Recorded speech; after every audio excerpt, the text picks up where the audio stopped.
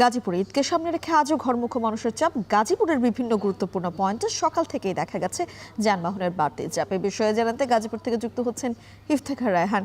ইফতেখার, জানাবেন ঢাকা টাঙ্গাইল মহাসড়কে যানজট কেমন দেখছেন?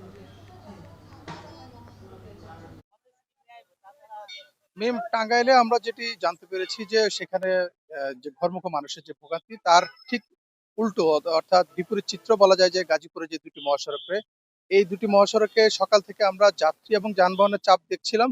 এবং সকালে যেহেতু মুষলধারে বৃষ্টি হয়েছে, সেই সময় বৃষ্টির কারণে আশঙ্কা করা হচ্ছিল যে কিছুটা আহ, যে যানজট হবে সেটি আমরা কিছুটা অনুমান করেছিলাম। তবে সেই অনুমান বা শঙ্কা সেটি কিন্তু আসলে কাটিয়ে এই মুহূর্তে গাজীপুরে যে দুটি মহাসড়ক রয়েছে, দুটি মহাসড়কে কিন্তু একেবারেই স্বাভাবিক ঈদযাত্রা হচ্ছে। কোনো ধরনের কোনো যানজট নেই, কোনো যানবাহনের দীর্ঘ সারি বা জটলা আমরা দেখতে পাচ্ছি না। এখন সকালের দিকে বৃষ্টি হওয়ার কারণে যাত্রী কিছুটা কম ছিল মহাসড়কের বিভিন্ন পয়েন্টে।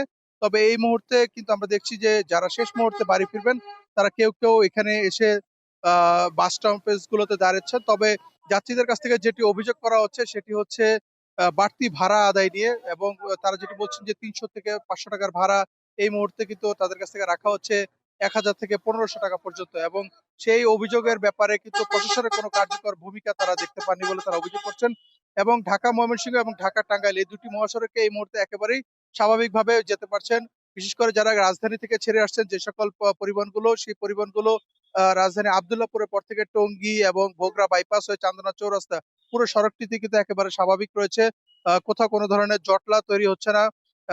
তবে ঢাকা টাঙ্গাইল মহাসড়কের চন্দ্রা বাস স্ট্যান্ড এলাকায়, সেখানে যেহেতু বিভিন্ন রুটের বা পরিবহন রয়েছে, সেখানে বেশ কয়েকটি বাস কাউন্টার রয়েছে, যে কারণে সেখানে এক ধরনের জটলা তৈরি হচ্ছে।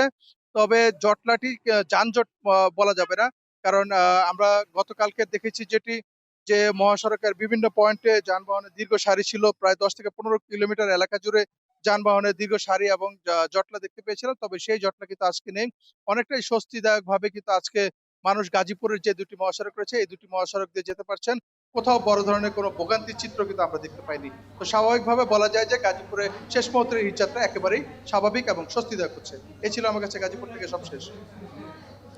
এবার জানাবো পশুর হাটের খবর। আমাদের